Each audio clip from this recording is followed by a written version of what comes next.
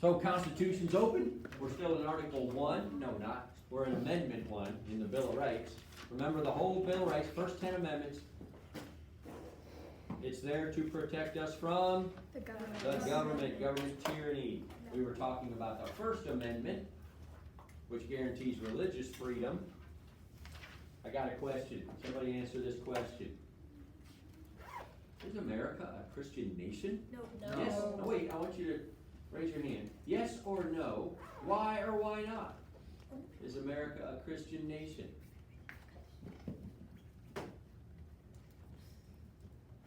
Chrissy. Not everyone's a Christian. Not everyone's a Christian, but could we call it a Christian nation? That's not a bad answer. Jet? No, because we have freedom of religion, so you can do whatever religion you want. We do have freedom of religion. Good answer. Anybody else? Mila. Yes, because it was our heritage, like everything is, like, was based off of, Okay. like most It is. things. It is our heritage, and our whole system of government is based off of the ideas from Christianity. So it's kind of a yes and no, right? It depends on what you mean. If you mean, is that our official religion? Do we force people to be Christians? Well, then, like Christy and Jet said, no. We have freedom of religion. But if you're talking about our history and our heritage and our founding, well, then yeah. All right, so yes and no, depending on what you mean. All right. Show you somebody you don't know, but I know him very well. You don't know this guy. His name is Jeremy Dice. He is a guest sometimes on Fox News or other national news networks. I know him because he used to be in your seat.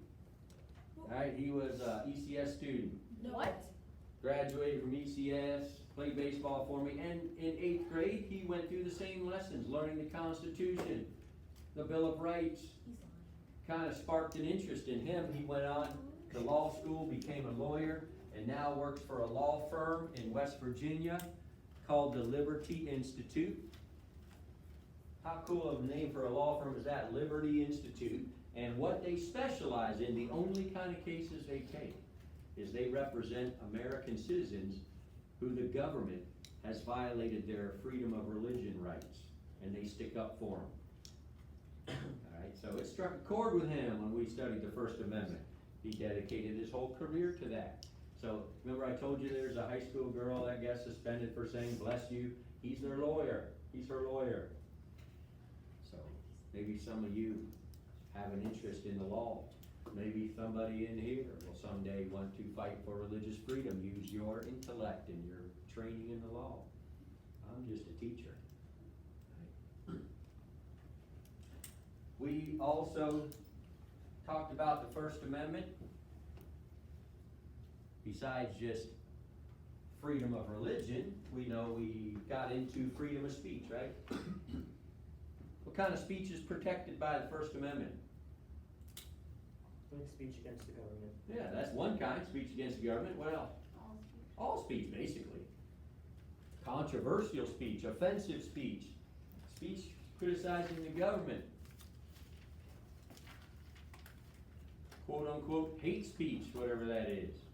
All right, any speech is protected by the First Amendment as long as you're not violating other people's rights, just like any other right. It stops when you hurt other people. By the way, that doesn't count feelings. Remember? Your First Amendment freedom of speech rights are more important than somebody else's feelings.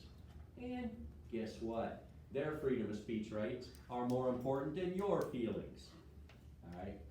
Rights are enshrined in the Bill of Rights.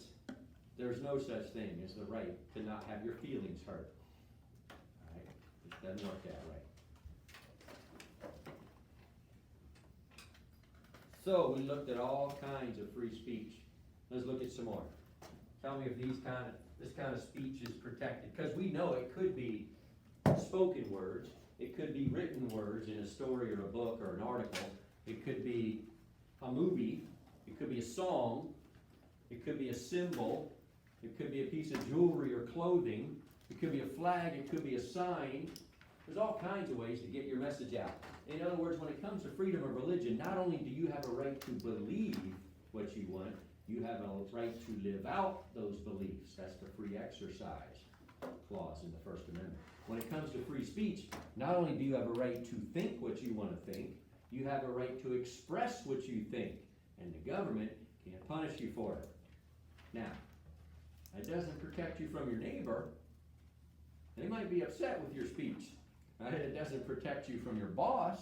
They might fire you for your speech, but it does protect you from the government punishing you for your free speech. All right, so let's look at some of these. I think we started on some of these yesterday.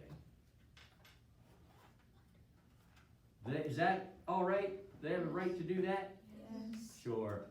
In fact, I even like that message. That's a loving message. But do you think someone might be offended? Yes. Sure. Somebody might be, but that doesn't mean the government can take that sign away from that person just because somebody might be offended. His free speech rights are more important than somebody's feelings. Did we look at this one? Yeah, this is very offensive. This is a group in the name of Christianity. They're from a particular church. They are glad when American soldiers are killed. And they think God is glad when American soldiers are killed. Do they have a right to that message? Yes, they do. Think that's offensive? Yes. Yeah, I think personally I'm offended by that. I'm pretty sure the families of soldiers who have been killed are offended by that. But that doesn't mean the government can make him take that sign down. It just tells us a lot about this clown, right? He's an idiot, but being an idiot's not against the law. It's a free country.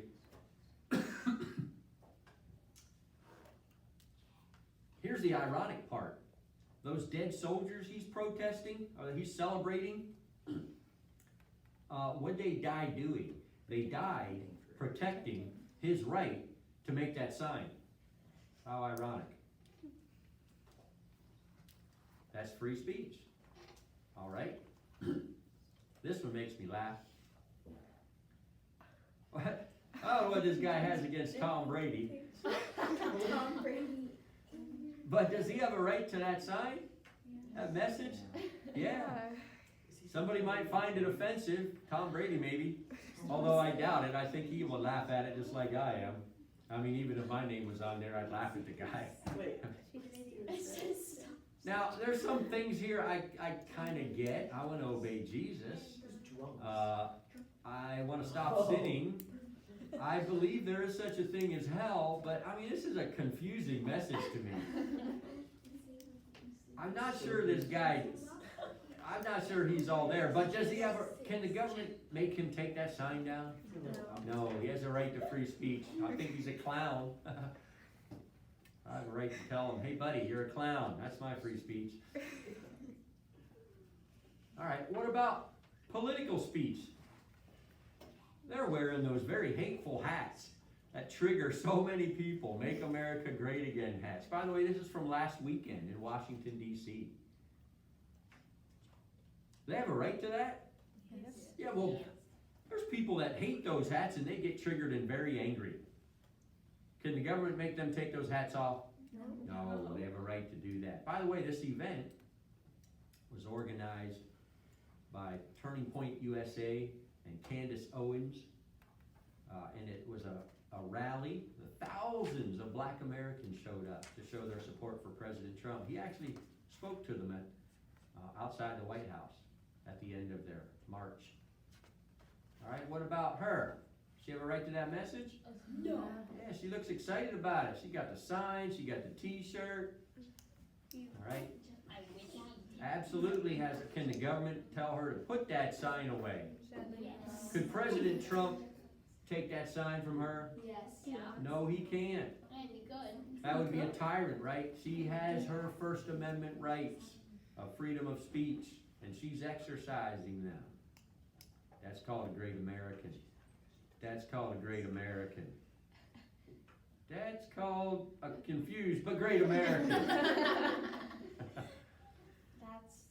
All right? I think you get the idea. All speech is protected. Speech you agree with, speech you disagree with, hateful, offensive speech, right? As long as it's not hurting other people and feelings don't count. All right, let's go on with more of the First Amendment. We have freedom of religion, freedom of speech. The next one, it outlines freedom of the press. All right, the government can't make any law stopping the freedom of the press. Now, here's what the word press means. It's the news media, those who report the news. See, in those days, it was just newspapers, and they were printed with the old-fashioned printing press. So that's what the word press meant to them. That's why they chose that language. But nowadays, the press means a lot more than just the old-fashioned printing press. It's the news media. So that could be TV channels like CNN or Fox News, or radio stations that report the news, or news magazines, or news websites, or whatever, right? Any place where Americans can go to get news. Can the government control how the news is reported? No, that would be tyranny. Think about if we didn't have a free press. Think about if the government controlled what we heard and saw on the news. Then what would we hear and see? Only what the government wanted us to hear and see. There's a word for that, it's called censorship. That's what dictators do. One of the first things they do when they want to gather power is end the free press, take government control over the news. Because when you can control what people see and hear, that means you can control what they're thinking. And when you can control their thoughts, then they're easy to control. Do you think if the government controlled our news outlets, do you think we would ever hear anything the government does that's wrong or illegal? No, of course they wouldn't tell us about that, would they? How easy would it be for them to become tyrants and overstep their powers if we didn't have the news media to tattle on them? See, we can't possibly know everything going on in the government. That's the free press's job, to keep an eye on our government and tell us what's going on. And then we can be informed and hold our government accountable. But I don't live in Washington, D.C. I live in Florida, and I'm busy. Man, I got things to do. I got a job, I got a family, I got a recliner, I got things to do. Right? I can't keep an eye on President Trump and the Congress and everybody. That's the news. The press's job. That's why they have to be free, independent of the government. Show me a country where there's a dictator, a tyrant. I'll show you a country that has no free press. That's step number one in becoming the dictator with all the power. Make sure there's no free press. There's countries that are like that. Not that long ago, the country of Venezuela was a great free country, very similar to ours. Lots of oil, lots of wealth, happy free people. And then they elected a guy who wanted to be a dictator. One of the first things he did is took government control of the press. Oh, he had good excuses of why. They were criticizing him too much and everything. So the government controlled the news media. And then from then on out, people in Venezuela only heard what the dictator wanted them to hear. So he controlled their thoughts, which made them easy to control. And see, he had term limits, just like our president does. And then he decided he's going to run again after his term limits were up. And because he controlled the news media, he convinced the people it was a good idea. Controlled their thoughts. And he stayed in power till he died. And now the guy who took over is no better. And now people in Venezuela live under tyranny and oppression and poverty, all because they didn't have a free press. Keep the government in check, keep the people informed of what was really going on. Because when you can control people's minds, you can control people. Very important that we have a free press. Now, in my opinion, our press, our news media, does a terrible job of keeping us informed, right? Because in my opinion, they support one political viewpoint way too much, so they don't hold our government accountable unless it's the party they don't like. If it's the party they do like, they don't hold them accountable. So I think that's dangerous. I think they do a lousy job, but that's a whole nother story. At least the government itself doesn't control the news, right? We would definitely lose our freedoms. That's why we put it in our First Amendment. Any questions on the importance of a free press? All right, next one. We have the right of freedom of assembly. Assembly, pretty simply, pretty bluntly, just means that we can associate with the kind of people we want to, and we can exclude people we don't want to associate with, at least when it comes to ideas. Alright, so we don't have to allow people into our groups or our organizations if they have different viewpoints than us. And they don't have to allow us into theirs if we have different viewpoints than them. It goes both ways, right? Freedoms always do. So that explains why ECS, kind of like, we can kick students out, right? You can't say, hey, it's free country, I wanna go to this private school. Well, that's what private means. That means if you break enough rules, we're finally gonna say, you can't come here anymore. We're gonna exclude you. Alright, that also explains why if somebody with great credentials, a great resume, graduated and they have a teaching certificate but they're a Muslim, does ECS have to hire them? No. Say, no, you can't teach here. In fact, there's a whole list of things you have to agree to before you can get hired at ECS. You have to sign a paper that says you believe that the Bible's the Word of God, that Jesus was born of a virgin, that Jesus died on a cross, that Jesus was dead and got buried, that Jesus rose from the dead. All those things you have to agree to, or you can't even work at ECS. Do they have a right to do that? Yes. Yeah, it's called the right of assembly. Alright, also, a lot of times these rights overlap. Like we saw that Jesus loves you sign, that's kind of freedom of religion overlapping with freedom of speech. Well, the same is true here. Freedom of assembly sometimes overlaps with freedom of speech, and we call that protests, right? You can protest as long as you do it peacefully. Let's look at the wording in the First Amendment. Congress can't make laws abridging the right of the people peaceably to assemble.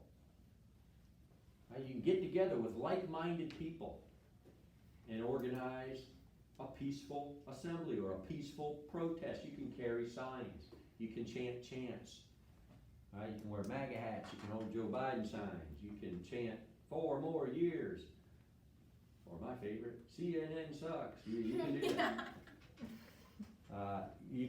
Or no justice, no peace. Or Black Lives Matter, or whatever. We see it all in 2020, right? We have tons of protests this year. That's a great thing. That's something to celebrate in America. That's enshrined in the Bill of Rights, right in the First Amendment. But they have to be peaceful. Right? I'll show you some more pictures.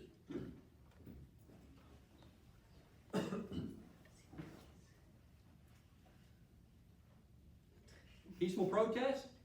Yeah. Peaceful protest? No. No. No. They have a right to do that? Because I think these are American citizens and they're upset about something. They probably have a message. But as Americans, we collectively say, we don't care what your message is. That's not a peaceful assembly. That's not a peaceful protest. They aren't protesters, are they? That's vandalism. They're criminals. Let's say that car is a police car. I don't know if it is. Let's say it's a police car. Belongs to the government. Who bought it? Oh no, the government has nothing. I told you that before. The government has nothing except what we give them. So who bought it? Police. We did, through our tax dollars, didn't we? Now, that police department is gonna have to buy a new car, which is gonna be with our money, which means there's something else they wanted to buy that they can't now, because they gotta replace that car. So they won't be able to protect our communities quite as well, because they had to waste money replacing a car. Or maybe it's not a police car, maybe it belongs to a regular, everyday American citizen. I bet it's not, doesn't belong to one of these guys, does it? I wonder if you went to their car and started kicking in the windows. They might have a problem with that, huh? Because they would say, hey, wait, that's my car. Yeah, well, this was somebody else's car.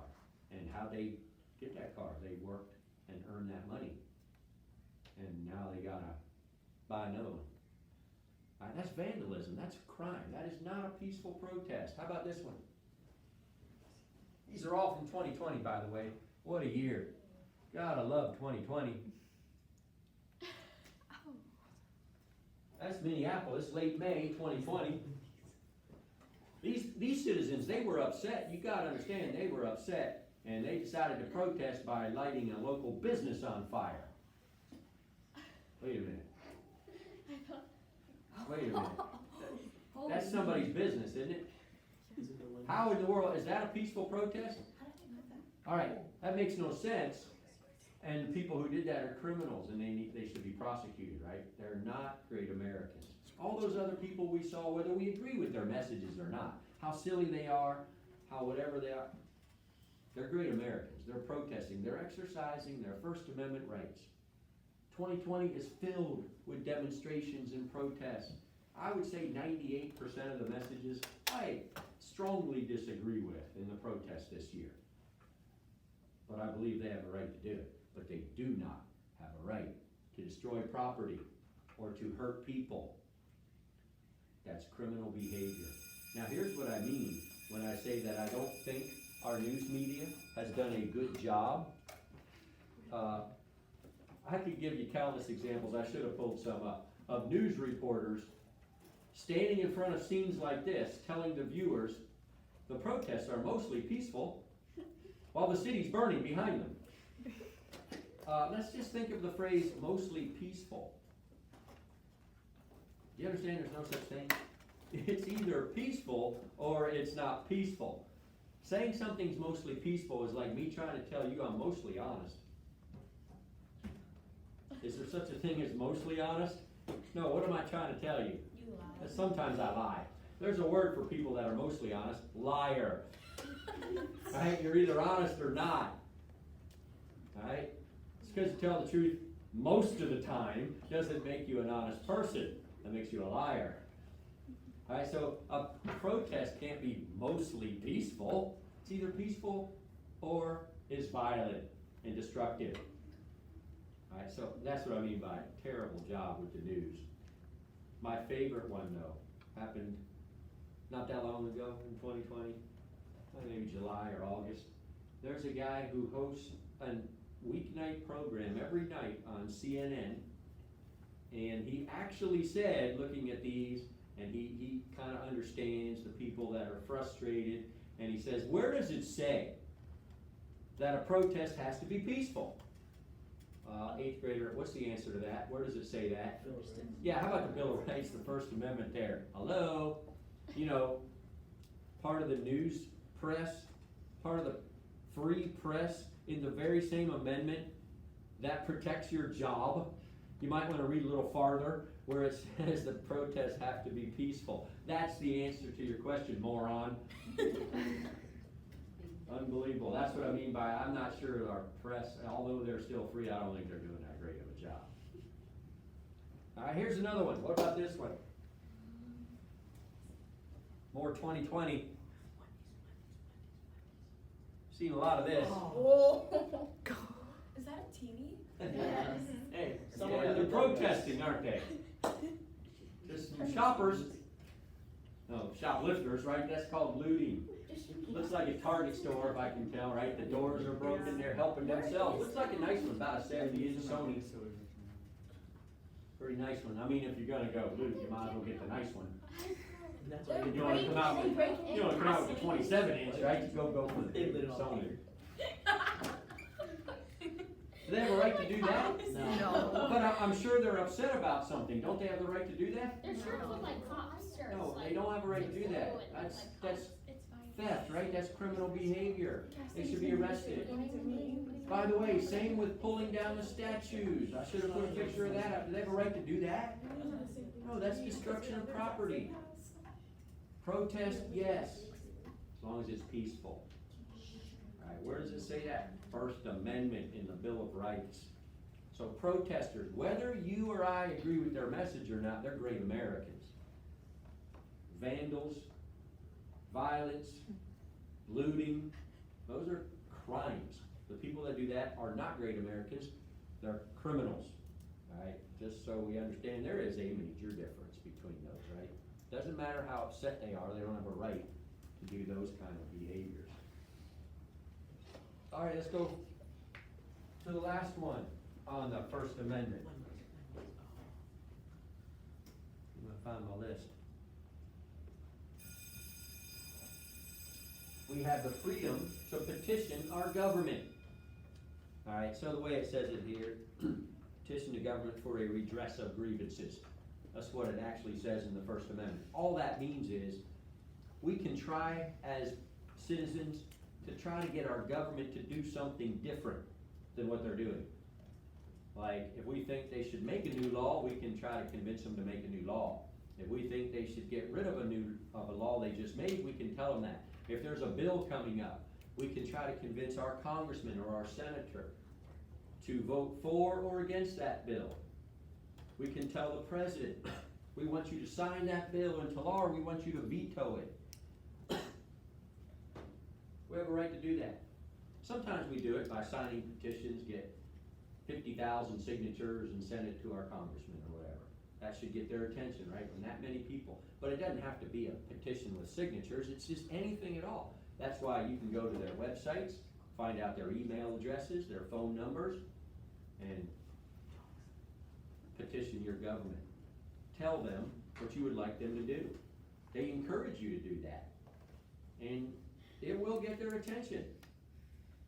I have contacted my congressman, I've contacted senators in 2020, earlier this year. Actually, I think it was last year, like November or December. I wrote President Trump a letter, go to whitehouse.gov. Wrote him a nice long letter, told him exactly what I thought, told him he better not do a certain thing, because then all the people that elected him won't re-elect him again. He listened, he didn't do those things. He said, well, Mr. Kiefer said not to do this, so I won't. Now, what won't happen is they're not gonna personally, your congressman, senator, President Trump, they're not gonna answer the phone when you call that number on the website, right? They're not gonna talk to you. They're not gonna personally read your email. They're kind of busy. But they do have staff. They have people that they've hired to read those things. And they will report to the president or your senator or whoever, hey, we got this many emails and phone calls saying you should do this, and we got this many saying you should do that. And believe me, our leaders, they wanna know, because they realize that the only reason they have their job is because we hired them. And they realize if they make too many of us upset, that we will fire them. So they do care what we say, even though they're not gonna, I'm sure President Trump did not read Mr. Kiefer's email. But somebody at the White House did. And let him know that a number of people, I don't know what that number is, told him he shouldn't do this. Whether that convinced him or not, I don't know. But I know that he would be concerned, right? Because we're the ones that get to decide whether he gets rehired in 19 days or not. Alright, so that's what petition your government for redress of grievances means. I encourage you to do it. We the people, you run this country, not you individually, but us collectively, and they should know what we think. Alright, so Chrissy. Is there anyone higher than the president? Not in the executive branch, but both the legislative branch and the judicial branch checks and balances, right? They make sure he doesn't overstep his powers. Well, is there like someone higher than him, like above him? There's branches that keep note, there are 3 equal branches, separate but equal. So no one up above, and especially in the executive branch, he's the top, right?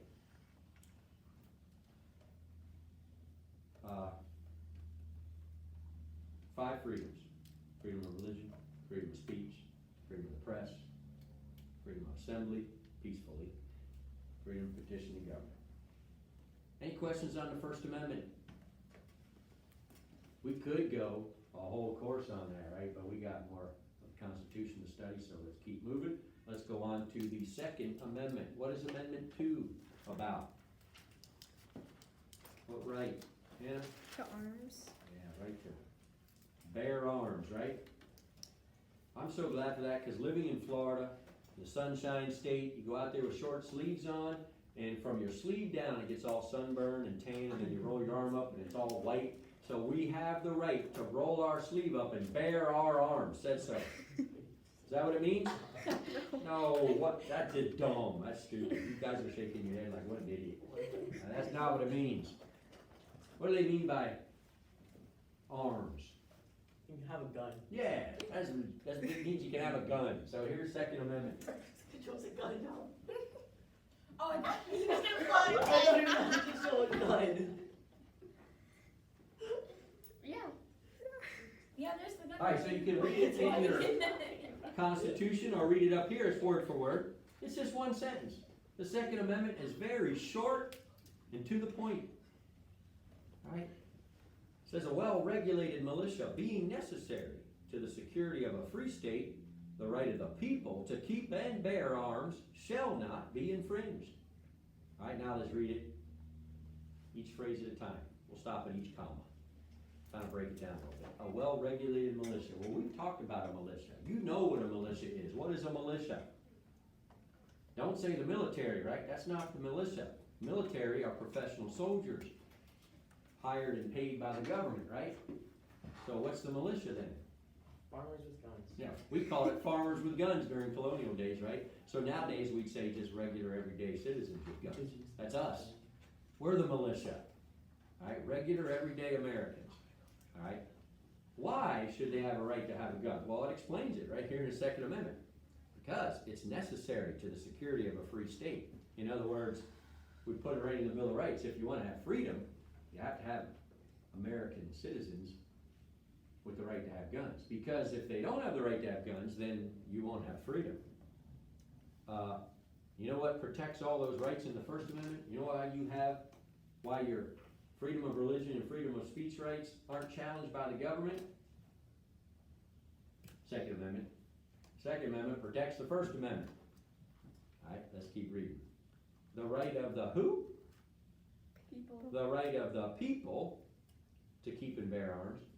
By the way, there's some people in our country, in fact, there's some justices on the Supreme Court who interpret the Second Amendment and they say people doesn't mean people. When they say people in the Second Amendment, it doesn't mean individual people. Well, that's funny, because the word people appears in other places in the Constitution, like the third word, we the people. You know what it means in the preamble? What people means? People, individual people. And other places in the Constitution where they use the word people, it's referring to people, individual people. So, doesn't it make sense that in the Second Amendment, when they said people, that they meant people? Yeah, that's what they mean, individual people. That's what we mean by interpreting the law the way it's written. Alright, what Amy Coney Barrett is promising to do. Alright, so that means the right of us, individual people, to keep and bear arms. What's keep mean? Just to have it, to own one, right? What's bear mean? When you bear something, what are you doing? B-E-A-R, not B-A-R-E. When you bear something, carrying it. Alright, when you bear a burden, you're carrying a burden. When you bear a gun, you're carrying a gun. So, the right of individual people to own and carry guns, last phrase, shall not be infringed. Whoa, that's some powerful language. Shall not be infringed. That means the government, not only can't they make a law, they can't even mess with that right. Not even a little bit. Not even around the edges, the fringes. They can't mess with the right. Now let's go back to the First Amendment just to compare. First Amendment starts with some strong language. It says Congress shall make no law, and then it lists kinds of laws they can't make. That's strong. You know what's stronger? The way the Second Amendment ends. They could have used the same language.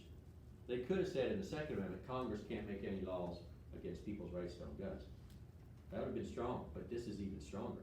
They're not saying, not only can't they make laws, they can't do anything to mess with, even around the edges of the people's right to own and carry guns. Where does it say that? Bill of Rights, Constitution, we're a nation of laws, not men. There's a lot of people who don't like the Second Amendment. You know what I say to that? So, it's part of the Constitution. We're not a nation of men, we're a nation of laws. Now, if enough people didn't like the Second Amendment, or any other part of the Constitution for that matter, we could change it. What would that be called? Changing it. Yeah, there's a word for it. Amending. An amendment. We'd have to follow Article 5, though, that tells us how to do it. We'd have to get 2/3 of the House, 2/3 of the Senate, 3/4 of the states, and then we could get rid of our Amendment 2. But until we do that, it is part of the Constitution, and since we're a nation of laws, that means it applies, whether people like it or not. All right, so let's talk about some legitimate, we won't get done with the Second Amendment today, but let's talk about some legitimate uses for guns. Obviously, there's illegitimate uses, right? To commit crimes, yeah, well, that's not okay. But legitimate uses of guns, what are some? Jessica? Protection. Okay, protection, self-defense, what else? Like getting food, hunting. Okay, hunting. Any others? We could probably come up with a lot more, huh? Like defending your house in case someone. All right, home defense. For fun. Yeah, for fun, target shooting. What? So I use guns for all those. I've enjoyed hunting. I don't do it as often as I like. Some people hunt for sport. Some people hunt to put food on the table. As long as it's legal, right? There's laws around that too. All right? Actually helps protect wildlife when we hunt. All right, so that's fine. Somebody wants to do that legally. Target shooting for fun. Man, there's many a piece of paper I've killed, man. I've shot holes through those papers. All right, it's fun. Home protection, self-defense, and I've spent lots of money and thousands of rounds in training classes. I believe this old saying makes a lot of sense to my simple mind. There's an old saying that goes like this: it's better to have something and not need it than to need something and not have it. So I think in terms of guns that way. And also in terms of the skills that go with using a gun, it's better to have those skills and never need them than to someday need those skills and not have them. I mean, when you need those skills, you can't get trained in a second, can you? No. Takes time. So guns and training, that's my personal belief. I'd rather have it and never need it. And just enjoy it in the meantime than some moment, the most desperate moment of my life, to need that tool and that training and then not have it. Uh-oh, too late now. So let's talk self-defense, home defense. Remember, when it comes to peace, how many people have to want peace? Both, right? Remember that from earlier in the year? If one person wants peace and the other doesn't, is the peace-wanting person gonna get peace? No. No. Alright, so let's assume that we are all the peace-loving people. Someone comes into our home with some bad intentions, uninvited. That doesn't happen that often, right? The chances of that ever happening to our house is very, very slim, but it happens to somebody's house every night somewhere in America, right? Happens often enough. Again, it's one of those situations where I'd rather have something and never need it than someday need it and not have it. Alright, so I don't know about you, but one of the very first things I'm gonna do is call 911. Somebody call me. And then the cops are coming in a hurry, right? 911's emergency, they're coming, lights and sirens, they're gonna be here as fast as they can. Now, here's some facts. The average 911 response time in our country is 10 minutes. Call the cops, they'll be here in 10 minutes. So Some that's rural fast. communities out in the country, could be an hour after you dial 911. In the best communities, the best response times are 4 minutes. We're probably close to that because Lee County Sheriff Department's pretty on the ball, all right? You call the cops, they'll be here in 4 minutes. Maybe it's your lucky day and there happens to be one patrolling in your neighborhood and they'll be here in less than 4 minutes. That's all great. They'll get here. However, there's another old saying that goes like this: when seconds count, the police are minutes away. They will get here. I promise, they'll get here. Alright, but if I didn't have that tool to defend myself, and I wanted peace, but the bad guy didn't, they'll get here, and they'll get me to the hospital, do their best to save my life, and they will gather the evidence, and they will track down and find and arrest the bad guy, and they'll probably convict him and send him to prison. Does that do me any good? That didn't do me one bit of good. Now, I'm glad that justice was brought to the bad guy, but that's the importance of a gun. See, a gun is called, another old saying, it's like the great equalizer. When there's a violent confrontation, sad but true, there are violent people in our world, and as much as you want peace, you might run across somebody who doesn't, and you're not gonna experience peace. Alright, that's self-defense, right? At that moment, if there's nobody has guns, who's gonna win that violent confrontation? The bigger, stronger person. That simple. Which means for a frail old guy like me, I always say this, my wife laughs at me, the older I get, the fewer people I can whip. That number of people I can take in a fight, it goes down and down every year. Alright, cause I'm a frail old man. And how about women?